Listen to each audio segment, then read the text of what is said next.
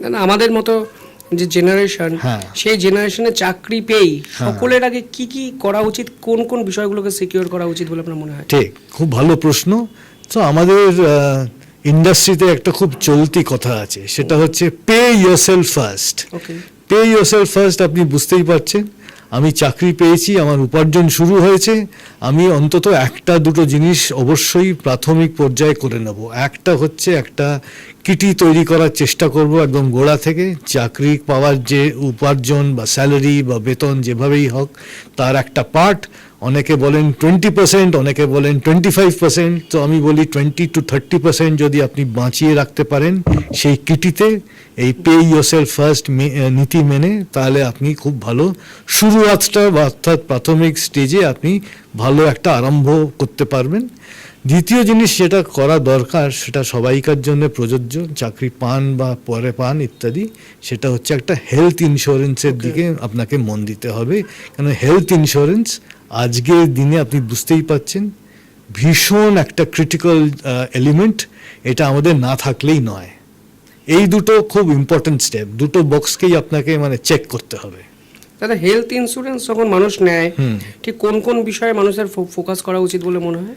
তো আমি কতটা কভারেজ পাচ্ছি আজকাল, আপনি জানি, আপনিও নিশ্চয়ই you will bear me out, অনেক অ্যাডভান্স চিকিৎসা প্রণালী এসছে, সেগুলো খুব এক্সপেন্সিভ। আমরা রোবোটিক্স নিয়ে কথা বলি, আমরা স্টেম সেল থেরাপি নিয়ে কথা বলি, এগুলো খুব এক্সপেন্সিভ। সব রকম ইন্স্যুরেন্স পলিসি এগুলো তো কভার করবে না। আমাকে দেখতে হবে, যদি আমার পকেট পারমিট করে অবশ্য, যে আমি কতটা কভারেজ পাবো, কি কি ধরনের ইম্পর্টেন্ট এলিমেন্টস কাভার্ড হচ্ছে।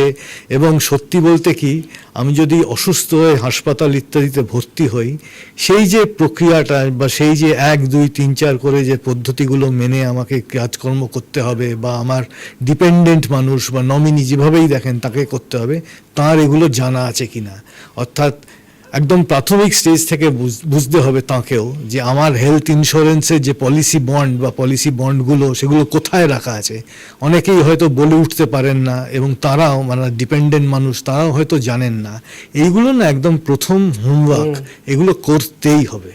তো স্ট্র্যাটেজি, এই শব্দটা নিয়ে যখন আমরা আলোচনা করি, health insurance, LIC, mutual fund, FD, RD, ভালো স্ট্র্যাটেজি মানেটা কি? আমরা সাধারণ মানুষের কাছে এতটা তো খুব একটা সহজ নয়, খুব জটিল মনে হয় এক এক সময়। আপনারা কিভাবে একটু স্ট্র্যাটেজি? সিম্পল করে দিচ্ছি, আসলে অতটা জটিল শোনালেও অতটা জটিল নয়। স্ট্র্যাটেজির দু রকম রূপ রয়েছে। একটা হচ্ছে আমার রিস্ক ম্যানেজমেন্টটা ঠিক আছে কিনা। এখানে রিস্ক ম্যানেজমেন্ট বলতে আমি ইন্স্যুরেন্সের কথা প্রাথমিকভাবেই বলছি। আমার হেলথ ইন্স্যুরেন্সটা ভালো আছে কিনা, আমার একটা সুন্দর যথাযথ টার্ম প্ল্যান আছে কিনা, এই দুটো খুব জরুরি। এইগুলো সবাইকার থাকা উচিত কম বেশি। এটা হচ্ছে রিস্ক ম্যানেজমেন্ট হলো। দ্বিতীয়টা হচ্ছে খুব জরুরি, সেটাও খুব ইম্পর্টেন্ট, সেটা হচ্ছে ওয়েলথ ক্রিয়েশন।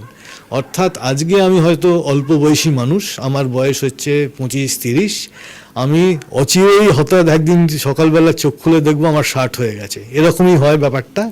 তখন যদি আমার কাছে যথেষ্ট সুন্দর একটা কর্পাস না থাকে, তাহলে কিন্তু পোস্ট রিটায়ারমেন্ট আমার সেভিংসের অভাবে আমি খুব কষ্টে পড়বো, খুব ঝামেলায় পড়বো। এবং আমাদের সামনে আপনি দেখবেন চতুর্দিকে হচ্ছে আর্লি রিটায়ারমেন্টের একটা প্রবণতা। এটা নানান কারণে হয়ে চলেছে।